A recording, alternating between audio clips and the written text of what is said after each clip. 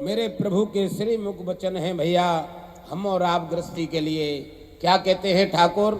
सगुन उपासक परहित निरत नीत दृढ़ नेम, ते नर प्राण समान मम जिनके दुज पद प्रेम। सगुन के उपासक रहे हम। सगुन कौन?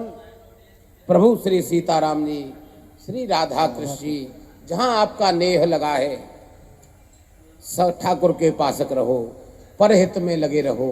परहित क्या है? हमारे आपके लिए परहित क्या है?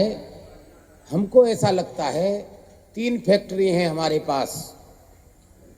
एक बेटा संभालता है, एक हमारे साले साहब देखते हैं, एक हमारे फूफा जी देख रहे हैं। तो हमने यह परहित कर रखा है। होशियार ये है हमारी आपकी, गांधी जी को लाने की सरलतम साधन है। फूफा जी से हिस्सा आ रहा है, बेटा तो अपना कमाई रहा है, साले साहब से 50-50 है। तो ये क्या है? ये मतलब है। परहित का मतलब होता है पर माने दूसरा, हित माने भला करना। अरे जिससे हमारा कोई लेना देना नहीं है उसका भला करो। कैसे करेंगे? गुरुदेव भगवान आए, हमने इसी प्रश्न पर उनसे प्रश्न पूछा। सरकार, हमारे मन की गति चाहती है कि हम परहित करें, लेकिन सरकार एक आपसे निवेदन है। गुरुदेव भगवान बोले, बताओ बेटा क्या निवेदन है? हमने कहा, गुरुदेव हम व्यापारी हैं, जाति से बनिया भी हैं, तो मन में लोभ घर करके रहता है।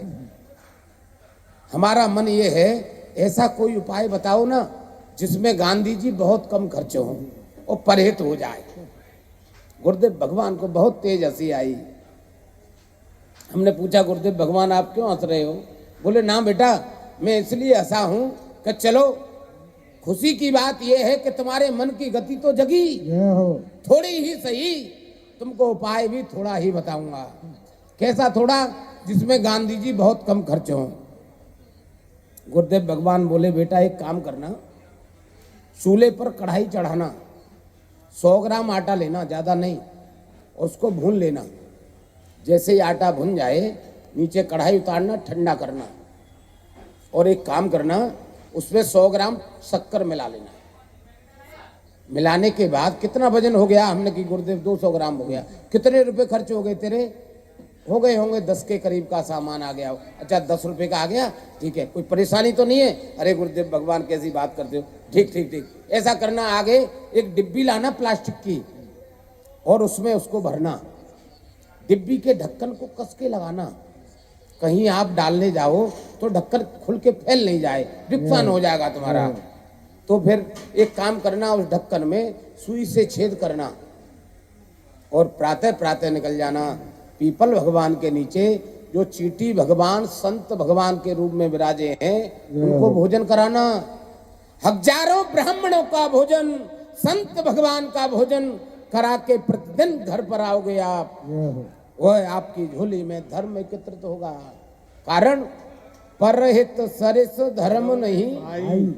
जीवन में धर्म ही एक ऐसा है जो प्रकाश लाता है, आनंद लाता है। इसलिए परहित करके हमको धर्म एकत्रित करना है। धर्म परहित से एकत्रित होगा, लेकिन जैसे ही परहित में मन लगेगा तो एक दरवाजा और खुलेगा। क्या? जब से हम परहित करने लगेंगे, कुछ ही दिन के बाद हमारी मन की वृत्ति जगेगी, और हमारे हाथ में जो डिब्बा है, कभी उसको देखेंगे, कभी इस ठाकुर को देखेंगे, कभी उसकी कृपा को देखेंगे, धिक्कारेंगे अपने आप को। करोड़ों देने वाले, अरबों देने वाले ने हमारी सोच ऐसी छोटी रखी, फेंक देंगे, और हम परहित फिर कुछ और अलग करने लगेंगे। गौधाम जाएंगे, यमुना के किनारे जाएंगे, मछलियों को दाना डालेंगे, पंछी को दाना डालेंगे, किसी गरीब की बेटी का विवाह हो रहा हो उसमें अनुदान देंगे। कब? जब मेरे ठाकुर की कृपा होगी। परहित किया जाए। परहित का दूसरा एक दरवाजा और खुलता है भैया। परहित बस जिनके मन माही, तिन कहूं जग कछु दुर्लभ नाही। इसलिए परहित किया जाए।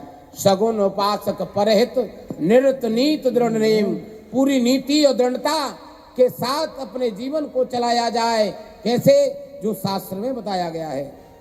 संकट कटे मिटे सब पीरा, जो सुमरे हनुमत बलवीरा। जय जय जय हनुमान गोसाई, कृपा करहु गुरुदेव की नाई। सुन लंकेश सकल गुण तोरे, ताते तुम अतिशय प्रिय मोरे।